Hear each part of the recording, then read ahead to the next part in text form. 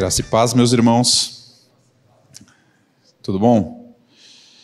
Animados? Sabadão? Meus irmãos, nós estamos no livro de Lucas e a gente chegou numa parábola bastante conhecida agora, a parábola do bom samaritano.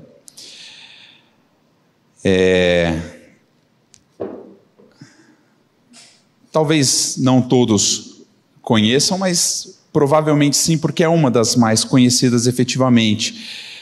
E a gente sabe o que significa chamar alguém de bom samaritano. É uma expressão que o mundo conhece, não precisa ser frequentador de igreja, não precisa ter nascido na igreja para saber o que isso significa. Mas ensinar sobre o que é ser um bom samaritano, é isso que essa parábola quer dizer? É para isso que ela aponta? O que essa parábola do bom samaritano efetivamente ela quer dizer? John MacArthur ele vai falar que essa é, sem dúvida, a parábola mais mal interpretada em todas as escrituras.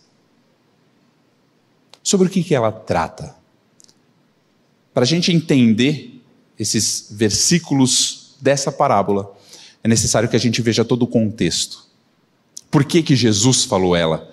Com quem que Jesus estava falando? O que Jesus queria tratar? Então vamos ler toda essa perícope. São 13 versículos. Começa em Lucas 10, começa no versículo 25 e vai até o versículo 37.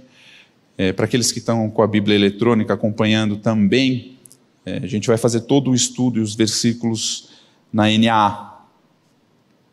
Para aqueles que estão Bíblia em papel, aí você faz a transliteração na sua própria cabeça. A palavra de Deus diz assim: Eis que certo homem, intérprete da lei, se levantou com o objetivo de pôr Jesus à prova e lhe perguntou: Mestre, que farei para herdar a vida eterna? Então Jesus lhe perguntou: O que está escrito na lei? Como você a entende? A isto ele respondeu: Ame o Senhor, seu Deus, de todo o seu coração, de toda a sua alma, com todas as tuas forças e de todo o seu entendimento. E ame o seu próximo como você ama a si mesmo. Então Jesus lhe disse: Você respondeu corretamente. Faça isso e você viverá. Mas ele, querendo justificar-se, perguntou a Jesus: Quem é meu próximo? Jesus prosseguiu dizendo: Um homem descia de Jerusalém para Jericó e caiu nas mãos de alguns ladrões. Estes, depois de lhe tirar a roupa e lhe causar muitos ferimentos, retiraram-se, deixando-o semi-morto.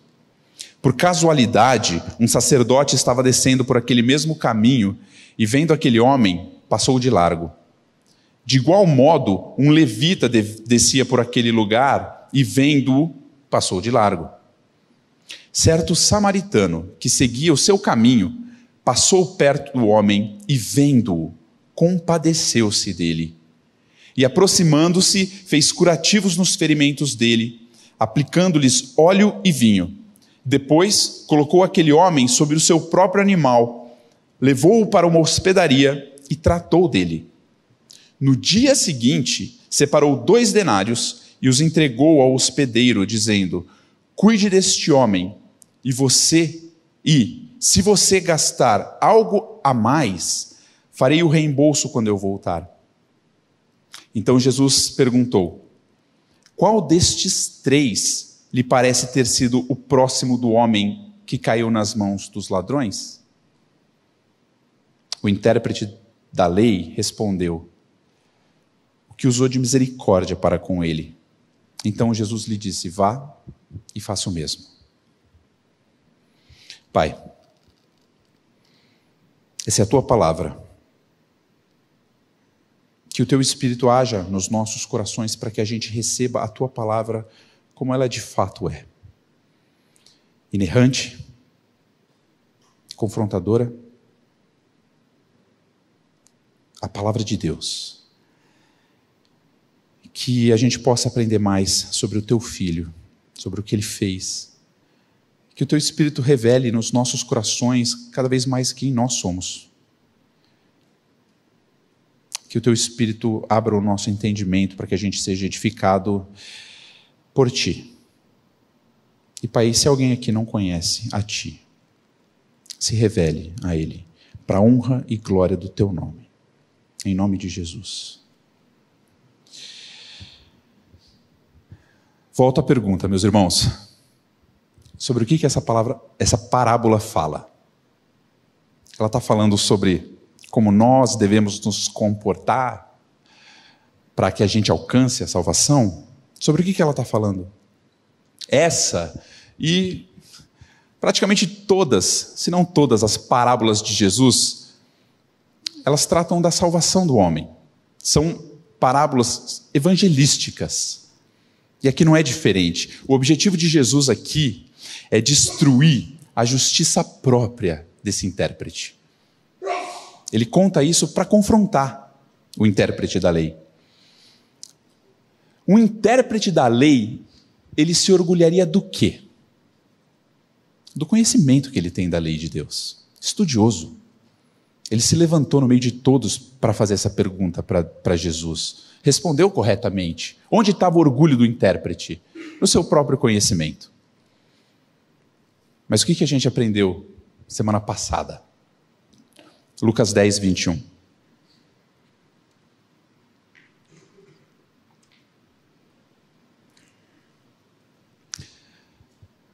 Naquela hora, quando os discípulos ou os enviados voltaram da missão que Jesus tinha dado, Jesus exultou no Espírito Santo e exclamou: graças te dou, ó Pai, Senhor do céu e da terra, porque escondeste essas coisas dos sábios e instruídos e as revelaste aos pequeninos. Sim, ó Pai, porque assim foi do teu agrado. A gente acabou de ver o Senhor louvando a Deus, porque Deus escondeu essas coisas dos sábios e revelou aqueles que nada são, como 1 Coríntios vai falar. E qual que é a primeira coisa que acontece na sequência? Ele encontra um intérprete da lei, um especialista da Bíblia, um teólogo, um sábio, um instruído. E o que acontece? Versículo 25. Eis que certo homem, intérprete da lei, se levantou com o objetivo de pôr Jesus à prova. E lhe perguntou: mestre, que farei para herdar a vida eterna? Jesus, no capítulo 9, ele começou o seu caminho para Jerusalém. E até então ele estava meio escondido. Ele falava para as pessoas: não conta para ninguém. Dali para frente não. Dali para frente ele vai se mostrar a todos e confrontar a todos. Ele vai confrontar os fariseus, ele vai confrontar os escribas, ele vai confrontar os saduceus, ele vai confrontar os intérpretes da lei. Onde? Onde eles se orgulhavam, na justiça própria deles. E a gente vê no versículo 25 que a palavra fala que esse intérprete, ele se levantou. O que isso significa? Jesus era mestre, ele já estava arrastando multidões. Ele podia se sentar para ensinar, ele podia ensinar de pé, mas as pessoas que ouviam a Jesus, como era da tradição, elas estavam sempre todas sentadas. E quando alguém queria fazer alguma pergunta, era costume da época, a pessoa se levantava.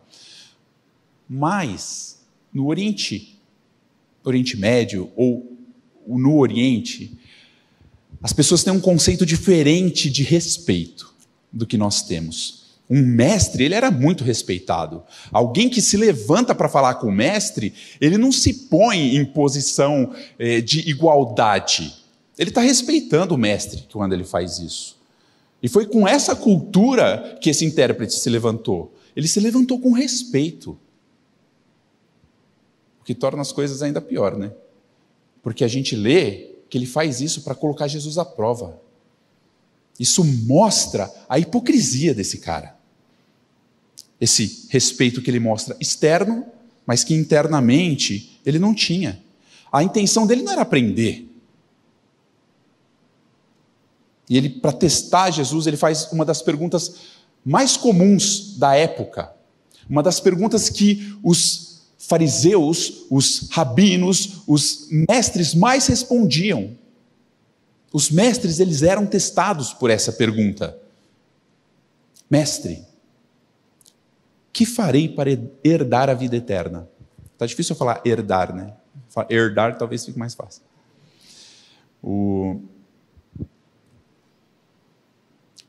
Isso aqui, só abrir um parênteses rápido. Existem novas doutrinas hoje, novas perspectivas que falam que essas questões não eram levantadas antigamente, que os judeus não estavam preocupados com isso. Só precisa combinar com a Bíblia. O jovem rico pergunta isso. Aqui, o intérprete da lei pergunta isso. A história mostra quanto isso era perguntado.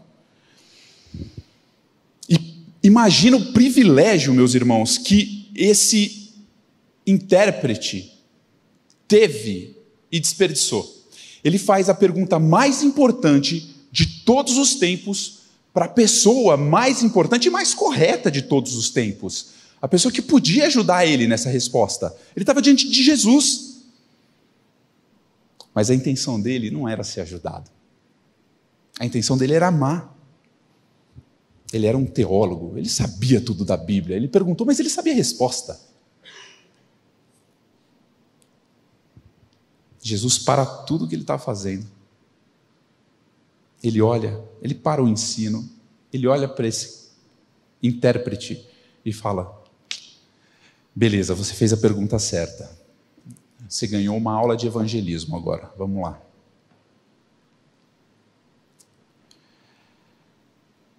Quando Jesus é perguntado, ele não responde. Quando Jesus é perguntado, vamos para o versículo 26. Ele pergunta de volta.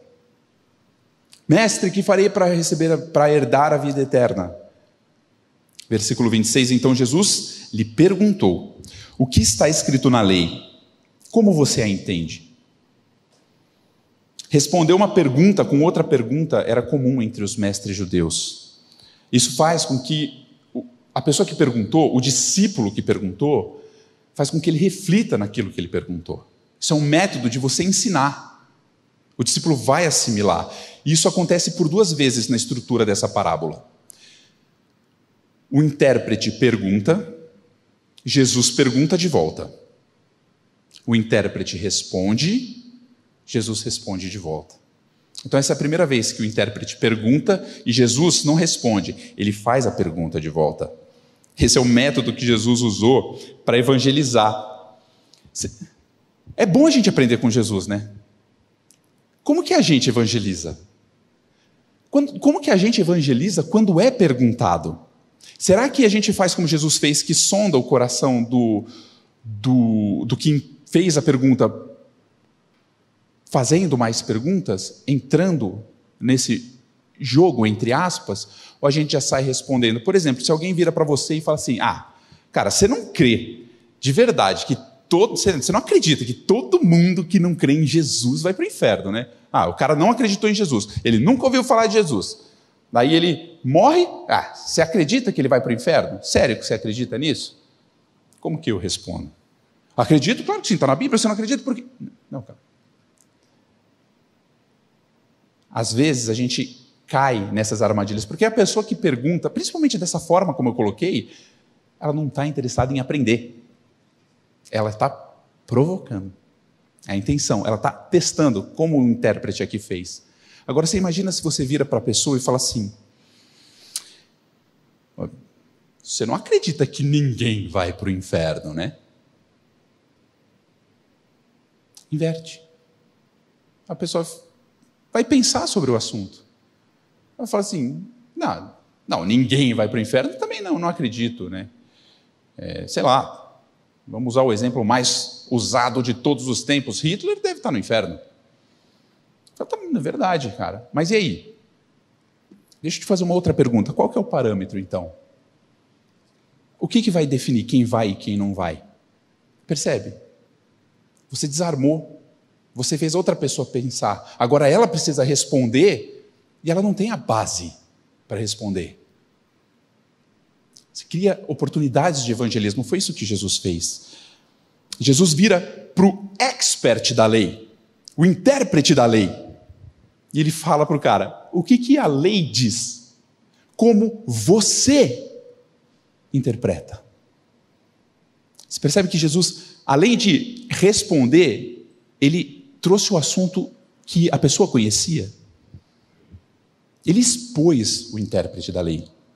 Jesus inverteu completamente a situação, e a gente vai ver que ele vai fazer isso de novo na segunda pergunta. E completamente exposto, o intérprete não percebeu nem onde ele ia. A gente não sabe o próximo passo que a gente vai dar. O Senhor, ele já viu a eternidade. E o intérprete, ele foi só caminhando para a sua própria condenação, sem perceber que ele estava fazendo isso. Versículo 27.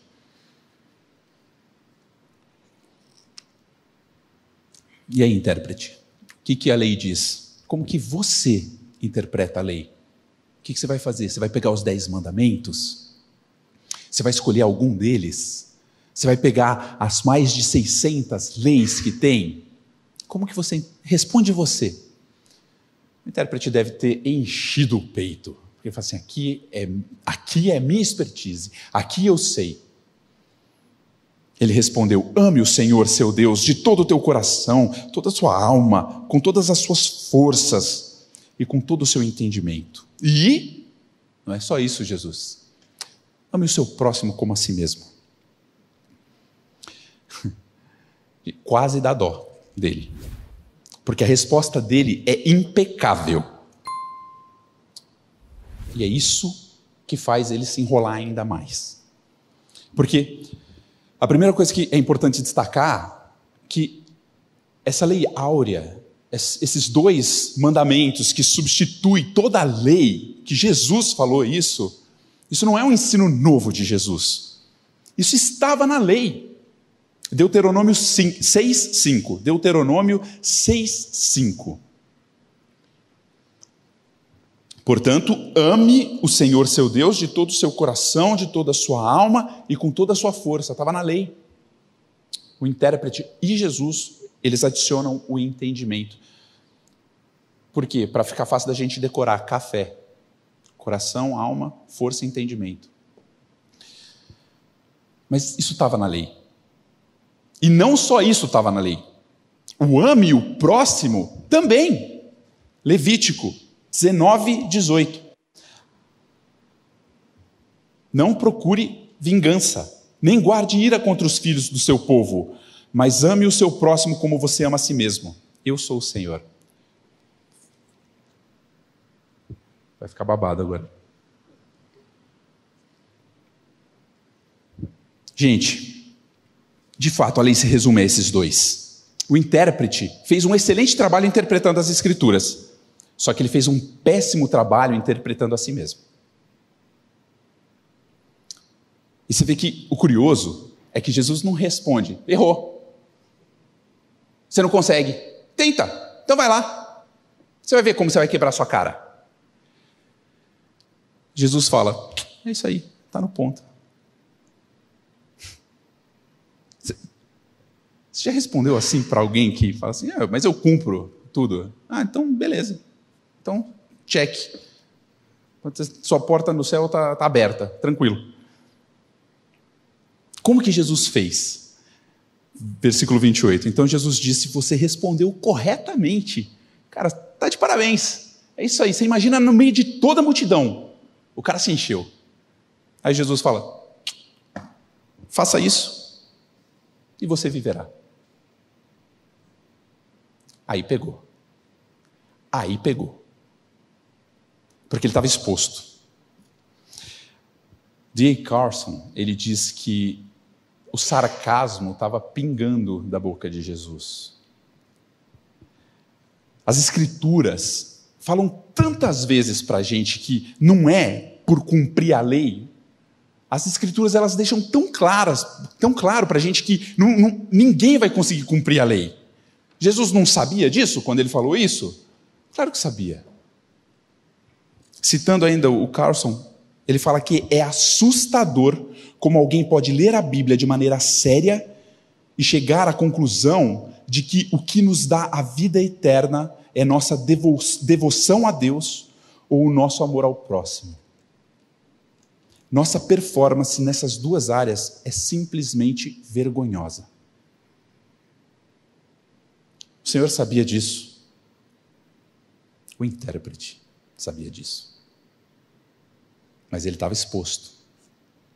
O que ele ia fazer? Absolutamente indesculpável. E Jesus não deu a solução, né? Jesus não deu a solução para ele. Jesus falou, vai e faz.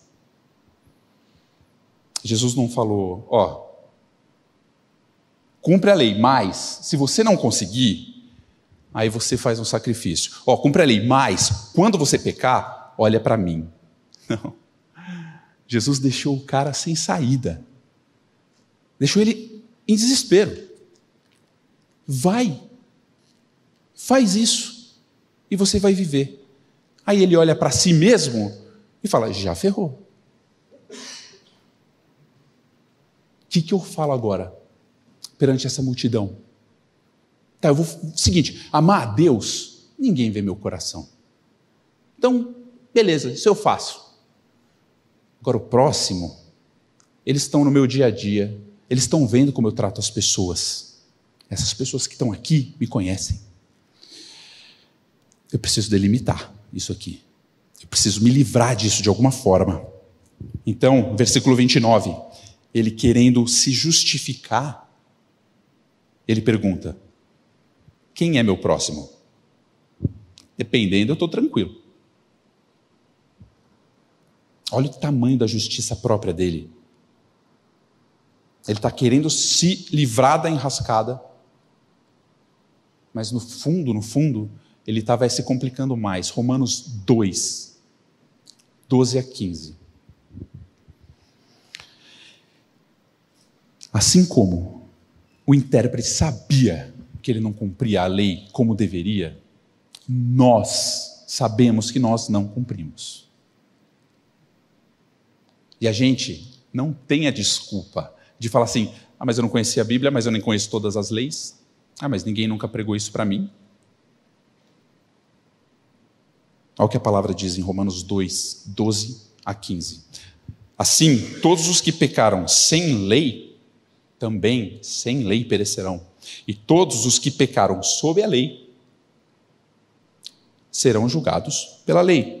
Porque justos diante de Deus não são aqueles que somente ouvem a lei, mas os que praticam a lei é que serão justificados. Bem parecido com a linguagem de Jesus. Agora a gente sabe que não cumpre. E olha o que Paulo fala.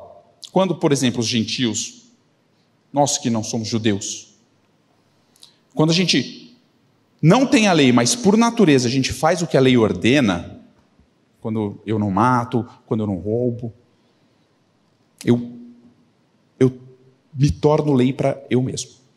Eu comprovo que eu sei o que é certo. É isso que a palavra está falando.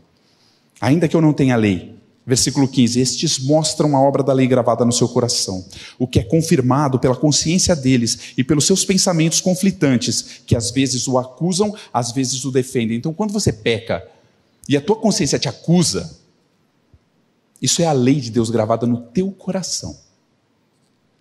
A gente sabe o que é certo e o que é errado. E a gente sabe que não cumpre. Ponto. Esse era o problema do intérprete, esse é o nosso problema. O problema é que quando a gente não cumpre, a gente tem misericórdia para conosco. Quando um irmão peca contra mim, eu não tenho. Ele sabe a lei. Ele deveria agir dessa forma. E quando eu não cumpro? Não, mas veja bem. Mas quem é meu próximo? Mas veja bem, você viu o que ele fez para comigo? Mas veja bem, eu não tinha nem condição. A gente é bom de dar desculpa. Lucas 16, 15. Jesus sabe que a gente é bom de dar desculpa e fala: vocês são os que se justificam diante dos homens. As desculpas que vocês estão dando pode servir para eles, Mas Deus conhece o coração de vocês, pois aquilo que é elevado entre homens é abominação diante de Deus. Essa justificativa que vocês estão dando perante os outros, para Deus, isso é abominação. E é nessa condição que o intérprete estava. A pergunta que ele faz só o deixa mais nu diante de Deus. Exatamente como eu e você vamos estar no dia que a gente prestar conta diante dele. A gente não vai ter desculpa do Senhor que conhece o nosso coração. E curioso é que o intérprete ele pergunta na justificativa dele: quem é o próximo?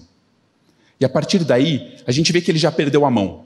Sabe por quê? Porque o versículo 18 de Levítico 19, que a gente acabou de ler, que fala de quem é o próximo, volta lá, Levítico 19, 18. Ele vai falar assim, ó: não procure vingança, nem guarde a ira contra os filhos do seu povo, mas ame o seu próximo como você ama a si mesmo. Então o intérprete falou assim: não, mas então quem é meu próximo? Ué, o que está dizendo lá em Levítico? É o meu povo, é israelita. Esses aqui eu tenho que amar. Mas se você está querendo, o que você quer dizer com isso?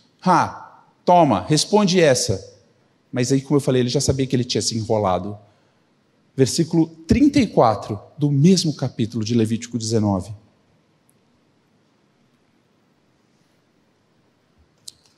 Tratem o estrangeiro que peregrina entre vocês como tratam quem é natural da terra. Opa! Tá, complicou, mas nem tanto, né? Amem o estrangeiro como amam a vocês mesmos. Aí complicou. Pois vocês foram estrangeiros na terra do Egito. E ele termina da mesma forma: eu sou o Senhor, o Deus de vocês. Senhor expert, você não entendeu isso? Então deixa eu desenhar. Lucas 10, 30. Jesus, para responder, o intérprete que não tinha entendido, aliás, que estava tentando se esconder, ele fala: um homem descia de Jerusalém para Jericó e caiu nas mãos de alguns ladrões. Estes, depois de lhe tirar a roupa e lhe causar muitos ferimentos, retiraram-se, deixando-o semi-morto.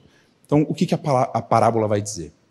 Vamos entrar na parábola, vamos parar a discussão um pouco para a gente entrar na parábola e entender o ponto de Jesus aqui.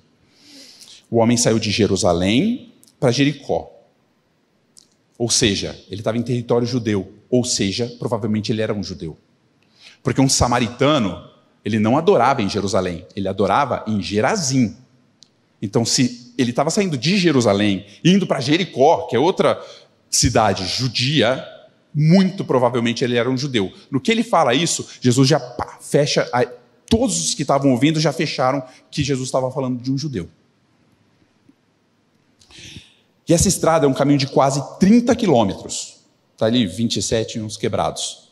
E nesses 27 quilômetros, eles têm que descer 1.000 metros de altitude. Então por isso que fala, descia de Jerusalém para Jericó. Não tem dúvida, eles estavam em Jerusalém, estavam descendo, estão indo para Jericó, beleza? Beleza. Como é uma estrada muito íngreme, é uma estrada que é cheia de vales apertados, lugares estreitos, lugares perfeitos para um ladrão se esconder. Lugar perfeito para um grupo de ladrão pegar um cara que estivesse passando sozinho. Então, era um lugar em que acontecia muitos assaltos. Jesus estava falando de algo que as pessoas, na hora, falaram assim: não, verdade, semana passada meu sobrinho foi quem foi assaltado lá. É verdade. Não esse, né? O outro. Brincadeira. E é uma rota muito típica de comerciantes. Comerciantes faziam essa rota. E as roupas, elas tinham muito valor. A roupa era além de status. A roupa ela era status. Era posse. É como se fosse o celular de hoje em dia. Valia muito. E quando os ladrões pegam, tiram tudo do cara. Deixam ele semi-morto. Uma pessoa nessa condição de moribundo, ele não tem condição de pedir ajuda. Ou alguém deliberadamente olha e socorre aquela pessoa, ou ela vai morrer, porque ela não consegue nem levantar o dedo e falar assim, ups, nada, estava lá, jogado, a ponto de morrer. E por casualidade, versículo 31, deu sorte, casualidade, um sacerdote estava descendo por aquele mesmo caminho, presta atenção, Jesus já falou de onde para onde ele estava indo. Ele estava descendo pelo mesmo caminho. Então ele estava indo de onde para onde? Jerusalém para Jericó. E vendo aquele homem, passou de largo. Tem algumas versões que falam, atravessou a rua. Foi para o outro lado. Não é só aquele, tipo, Não, ele olhou e se desviou. E aqui, meus irmãos, é importante a gente, para fazer um parênteses aqui dentro do parênteses que é a parábola. Existem muitas interpretações dessa parábola. Existem muitas interpretações das interpretações dessa parábola. Existem muitas alegorias, cada significado e significado oculto. Tem gente que vai falar que esse homem era Adão, que o sacerdote que vai é a lei, o levita são os profetas, o samaritano é Jesus, a pousada é a igreja, quando o samaritano fala que vai voltar é a segunda vinda de Jesus, Jerusalém significa o céu, a estrada é o mundo, Jericó, os novos céus e a nova terra, é tudo maravilhoso, mas John MacArthur ele joga um balde de água fria nisso, chamado realidade. O fato é que isso é uma parábola, isso não é uma história, isso é uma parábola para evangelizar o cara que estava fazendo a pergunta de quem é o próximo. É isso que essa parábola significa. Ela não fala do reino de Deus, da segunda vinda, ela não é uma parábola que condena Israel, que exalta Samaria. O objetivo é pregar o evangelho, é falar sobre a vida eterna, é mostrar para esse intérprete que ele não tinha a menor condição de alcançar aquilo que ele estava perguntando. E o primeiro que passa, então, é o sacerdote, representante do povo de Deus. Ninguém no povo de Deus tinha maior responsabilidade de cuidar daquele homem do que o sacerdote. Ninguém. Essa era a função dele. Salmo 37, 21. Os ímpios tomam emprestados e não devolvem, mas os justos dão com generosidade. O justo está com generosidade. O que o sacerdote fez? Atravessou a rua. Miqueias 6, de 6 a 8.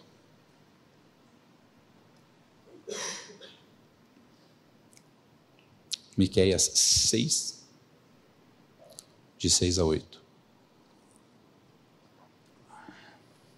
Com que eu poderia comparecer diante do Senhor e curvar-me perante o Deus exaltado? Deveria oferecer holocaustos de bezerros de um ano? Ficaria o Senhor satisfeito com milhares de carneiros, com 10.000 ribeiros de azeite? Devo oferecer meu filho mais velho por causa da minha transgressão, o fruto do meu corpo por causa do meu próprio pecado? Como que eu vou agradar ao Senhor? O que eu ofereço a Ele? Ele mostrou a você, homem, o que é bom e o que o Senhor exige. Pratique a justiça, ame a fidelidade e ande humildemente com o seu Deus. O sacerdote oferecia os sacrifícios e o Senhor fala, não, me dá justiça, fidelidade, socorre esse cara que está aí no chão. Mas o que o sacerdote fez? Passou reto, não cumpriu a missão dele. Aí tem muitas explicações, de novo, por quê? Porque ele não podia tocar em morto, enfim, porque ele não queria se contaminar, porque, gente, ainda que Levítico 21, 1, vai falar que realmente ele não podia tocar no morto, que ele ia se contaminar e ele teria que se limpar. Isso sequer é desculpa, porque ele estava saindo de Jerusalém e indo para Jericó, ele já tinha servido. Ele não tinha compromisso que toda a comunidade está dependendo de eu correr atrás disso aqui. Se eu parar para atender esse cara, vai que ele está morto. Eu não vou tocar nele para saber se ele está morto ou não. Eu vou atravessar a rua porque eu tenho que chegar lá em Jerusalém e servir ao Senhor. Toda a comunidade está esperando. Não, ele estava voltando. Ele não tinha compromisso. De novo, não tem como saber, porque não é isso que a parábola fala. É uma parábola, não é uma história. O que é que a gente precisa gravar disso tudo? É que ele deveria ter tomado sobre si a responsabilidade e não o fez. Muitas vezes eu e você, a gente pode fugir da responsabilidade que o Senhor põe na nossa mão com a desculpa de estar cumprindo a vontade do Senhor. O sacerdote, por exemplo, não toquei no cara porque eu ia servir ao Senhor. Então eu não ajudei ele, mas eu estou obedecendo a lei para não ajudar ele. Aí às vezes um irmão te pede para ajudar na mudança na quarta noite. Mas, meu irmão, na quarta noite eu não posso te ajudar na mudança porque tem célula. Estou cumprindo a lei do Senhor. As maiores desculpas que a gente dá para os pecados são coisas boas. Eu não posso estar com a minha família. Eu tenho que preparar o estudo.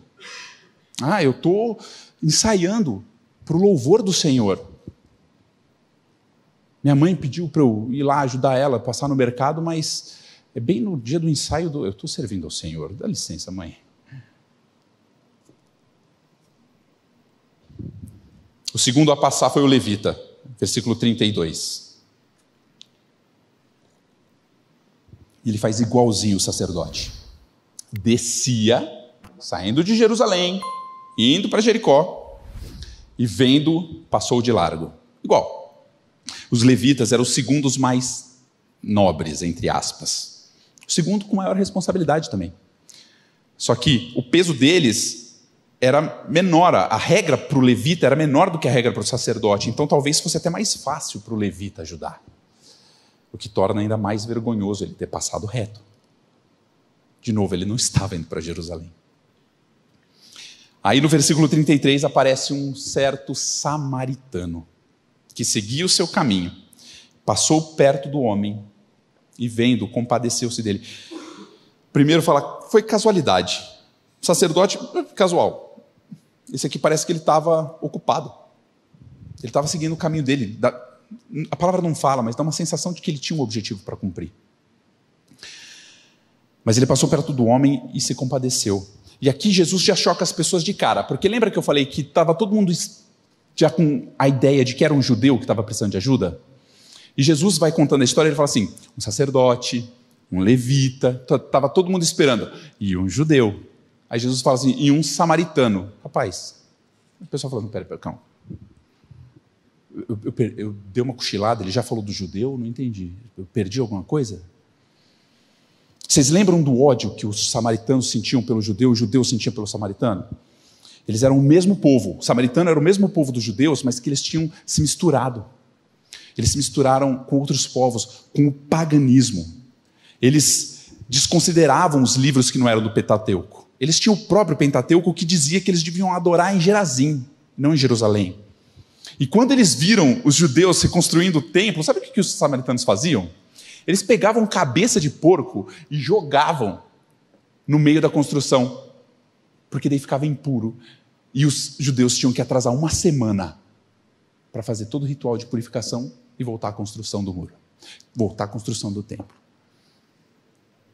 Sabe, tipo, fazer só de sacanagem? Era isso. Mas os judeus deixavam isso barato? Não. Os judeus, eles tinham o poder, eles eram a nação poderosa, o povo bélico, quem dominava. Eles eram exclusivistas. E eles, quando olharam o templo de Gerazim, eles não jogaram cabeça de porco, eles destruíram. Chamar alguém de samaritano para um judeu era um xingamento. A Bíblia mostra isso. João 8:48.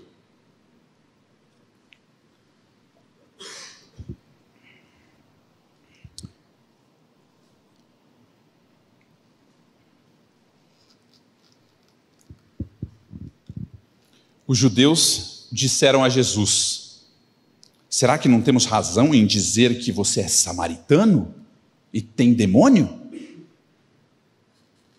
É um xingamento.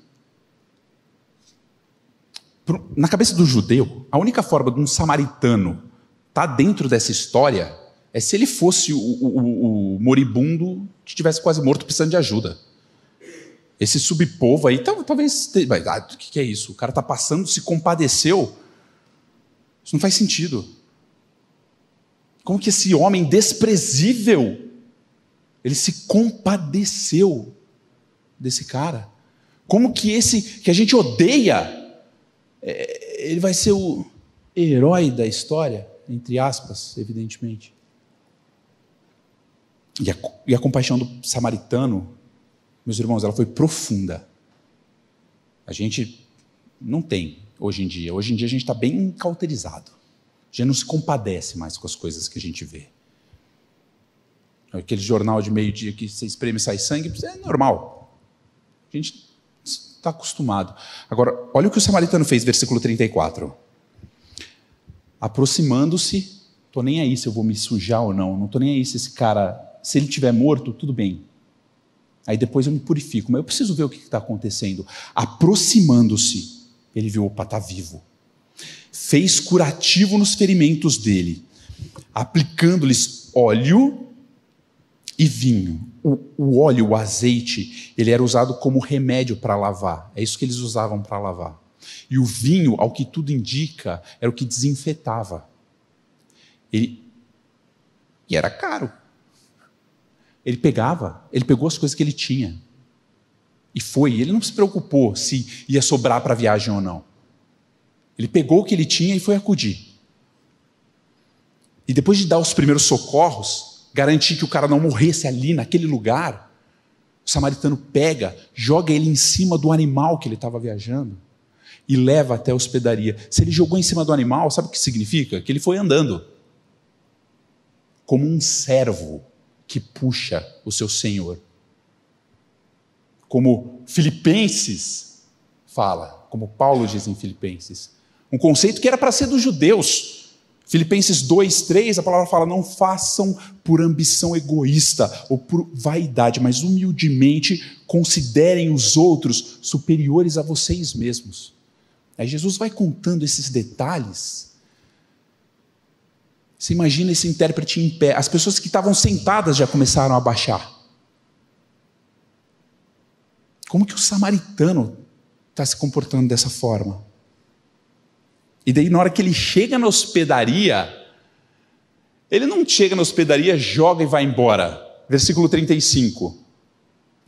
No dia seguinte, ele passou a noite cuidando do cara, do lado dele, desse que ele não conhece, desse que ele está gastando tudo que ele tem para cuidar. Separou 2 denários, entregou ao hospedeiro, dizendo: cuide deste homem, se você gastar algo a mais, farei o reembolso quando eu voltar. Ele não terceirizou o cuidado, ficou até o fim, custe o que custar. E depois de ter certeza que o samaritano não morreria durante aquela noite, quando ele viu que os tratamentos fizeram efeito, que ele podia deixar o samaritano, ele vai para o dono da hospedagem e dá 2 denários. 2 denários, a gente pensa, 2 dias, não é. Uma estadia não custava 2 denários. Varia o que os historiadores falam que valeria uma noite, mas o consenso maior é que 1 denário pagaria 1 semana de estadia. Então, no mínimo, o samaritano pagou 2 semanas de hotel para o cara. E se não bastasse isso, que já é abundante, tudo até agora que o samaritano fez é muito abundante. Mas se não bastasse isso, ele chega para o dono da hospedaria e fala assim: cara, não interessa o que esse cara gastar, eu cubro. Você imagina você chegar hoje para um dono de uma hospedaria e falar isso: está vendo aquele cara que está desacordado? Então, tudo que ele gastar, eu não vou ficar aqui para verificar, tá? Você só anota e me manda o cheque depois. Me manda a conta que eu transfiro. Ele se expôs a ser explorado, extorquido. Mas ele não estava preocupado. Ele estava cuidando do samaritano. E aí, meus irmãos, aliás, ele estava cuidando do homem que estava morto, semi-morto. Deixa eu fazer uma pergunta. Vocês já passaram por uma situação dessa que a pessoa simplesmente não se preocupou quanto que ia gastar? Sério, seu pai já chegou a agir com você assim? Filho, entra nessa loja de brinquedo quando você era criança. Compra o que você quiser, tá? Deixa eu falar com o dono aqui, ó. O que ele comprar, tá pago, beleza? Você já agiu assim com alguém? Você já chegou, sei lá, para alguém que você ama muito e falou, tá aqui, meu cartão de crédito sem limite, escolhe o presente que você quiser. Sem limite, vai lá. A gente não faz isso com quem a gente ama. O samaritano fez isso com o judeu. Não economizou dinheiro, não economizou tempo. Ele pegou o pior inimigo dele e gastou tudo o que ele tinha. Tudo que estava ao seu alcance ele fez. Versículo 36. Aí Jesus olha para o intérprete e fala: qual desses três lhe parece ter sido o próximo do homem que caiu na mão dos ladrões? Vocês percebem a inversão que Jesus fez? O intérprete perguntou: quem é meu próximo? Jesus, depois de explicar o que significa ser próximo, ele fala assim: quem é o próximo do cara? A pergunta de Jesus não é a pergunta de Jesus, mas a pergunta que a gente tem que se fazer não é quem é o meu próximo, mas de quem eu sou o próximo. Com quem eu tenho agido como próximo, que a palavra fala que é para eu agir. A palavra, a lei, Jesus, as escrituras, elas nunca impõem condição para que a gente ame outra pessoa. E amar o inimigo não é um ensino novo que Jesus trouxe. Provérbios 25, 21 e 22. Olha o que a palavra de Deus já falava. A mesma coisa que Paulo vai falar no capítulo 12 de Romanos.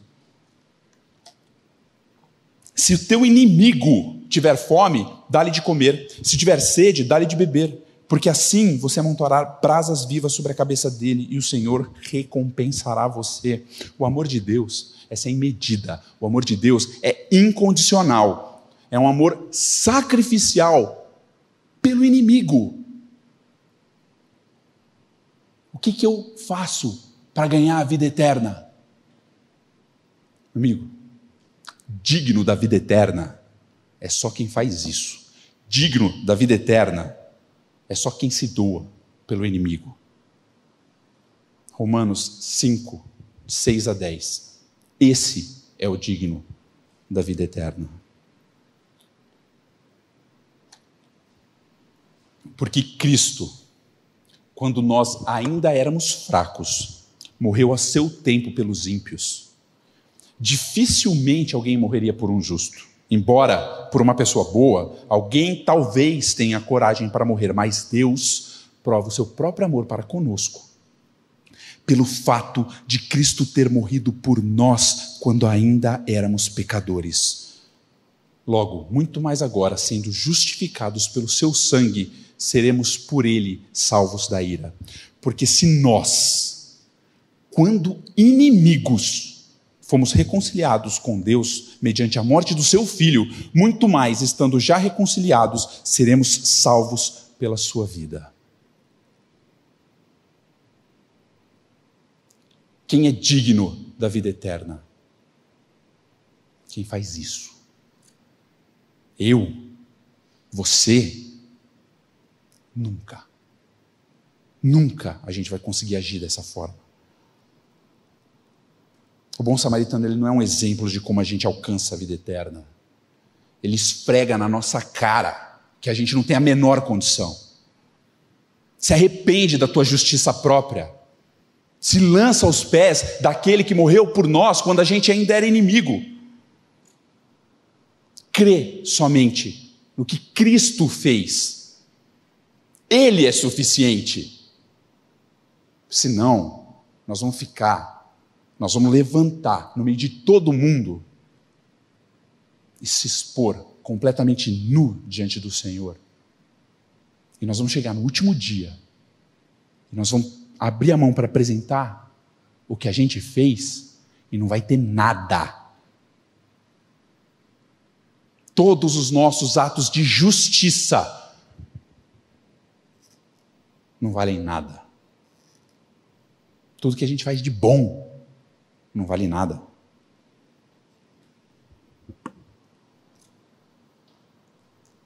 Como que o intérprete tinha que ter se comportado na hora que Jesus falou isso? Ele devia ter caído de joelhos e falado: tem misericórdia de mim, que sou o pecador. Mas ele não faz isso. Meus irmãos, se tem alguém aqui que ainda confia na sua justiça própria, não cometa o erro que esse intérprete cometeu. Se arrepende e crê. Agora o intérprete, a justiça própria dele é tão grande que ele não cai de joelho. Mas ele também não tem mais a cara de pau na frente de todo mundo, depois de ver como ele deveria se comportar com o próximo, como ele deveria ser o próximo. A resposta que ele dá para Jesus é constrangida. Presta atenção, o intérprete da lei respondeu no versículo 37, o que usou de misericórdia. Jesus perguntou: quem dos três pareceu ter sido o próximo dele? Dá para ouvir a voz do intérprete baixando. O que usou de misericórdia para com ele.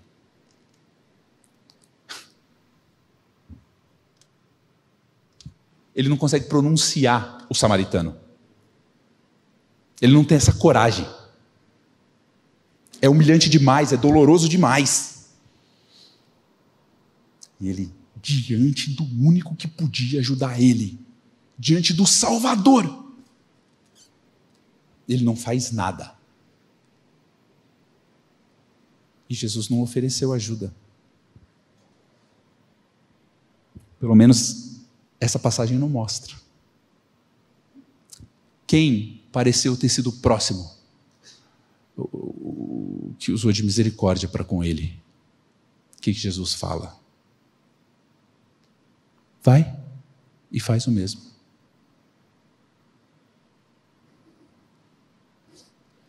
Dorme com esse barulho. O relato termina dessa forma abrupta, sem a gente saber o que aconteceu. Eu espero, sinceramente, que ele tenha se arrependido um dia, mas a gente não sabe. Mas uma coisa que eu tenho certeza, ainda que a palavra não fale, é que esse vá e faça o mesmo ecoa na cabeça desse intérprete por toda a eternidade, tendo ele sido alcançado, ou pior, ainda que não tenha sido.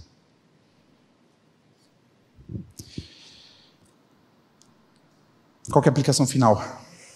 Essa parábola do bom samaritano, ela não é sobre obras, sobre o que eu faço para alcançar.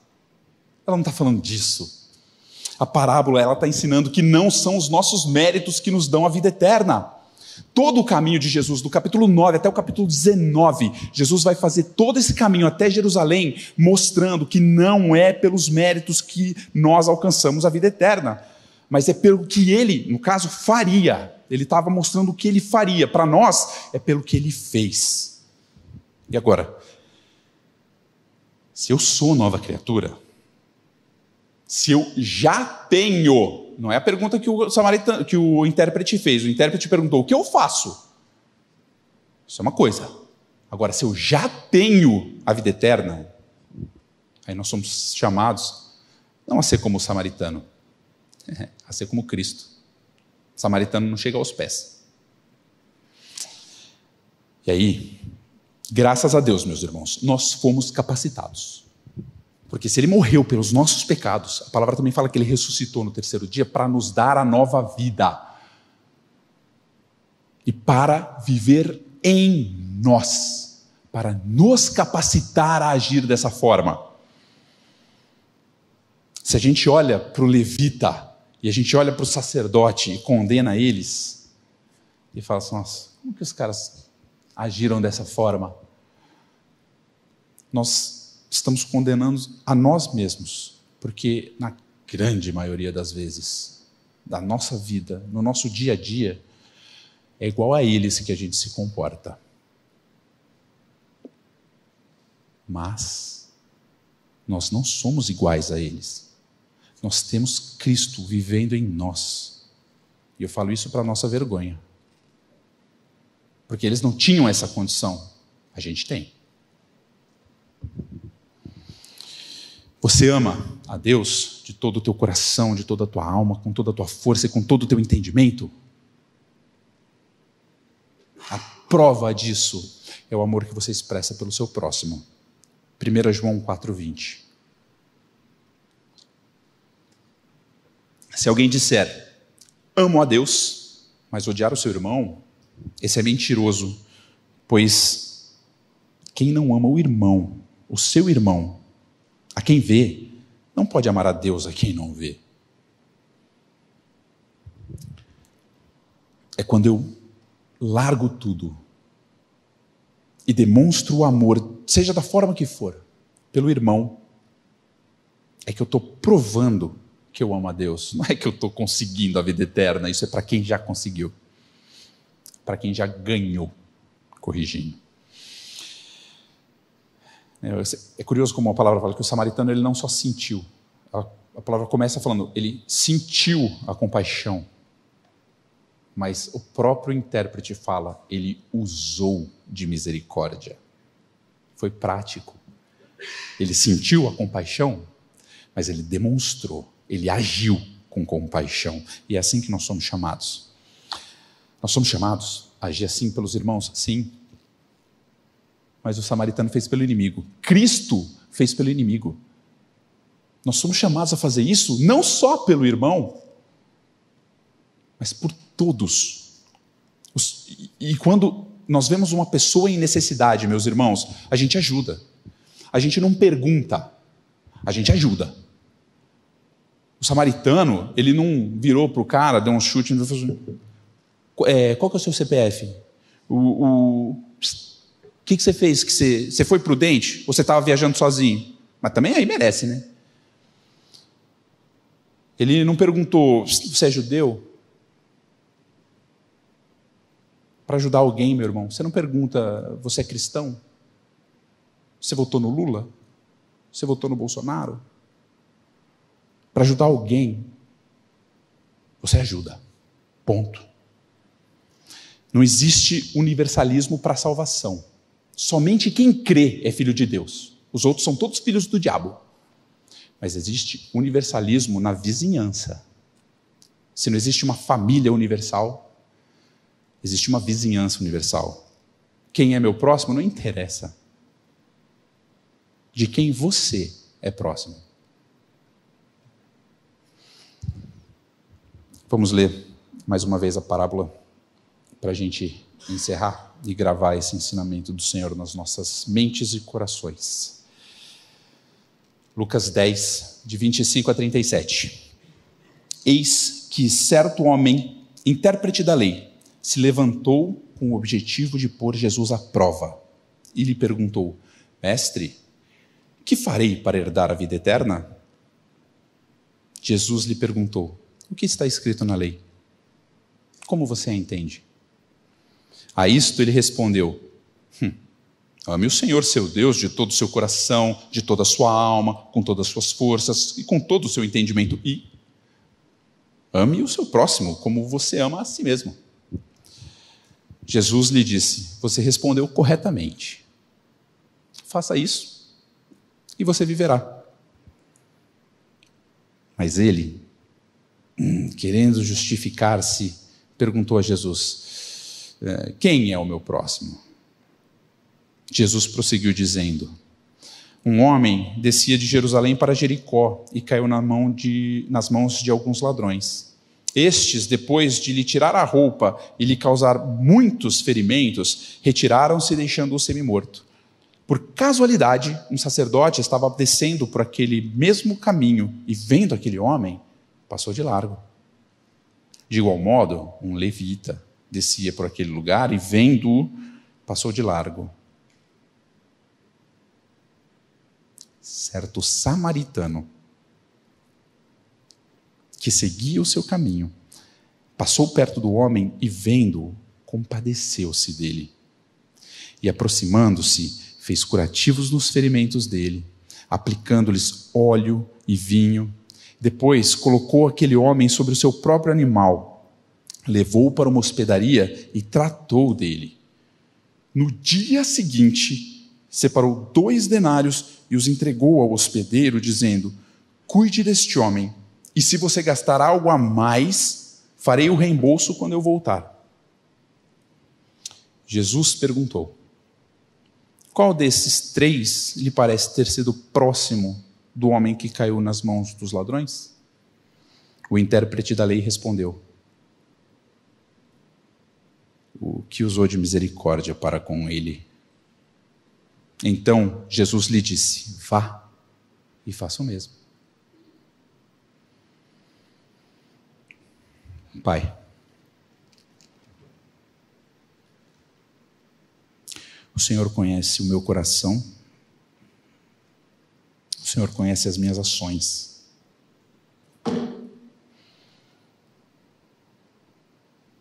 E nu diante de Ti, Senhor, eu tenho vergonha de ler o que eu li.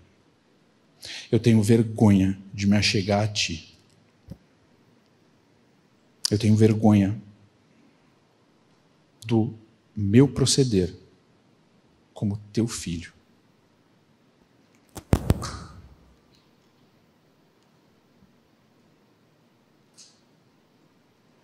Mas eu Te louvo e Te agradeço pelo Teu filho,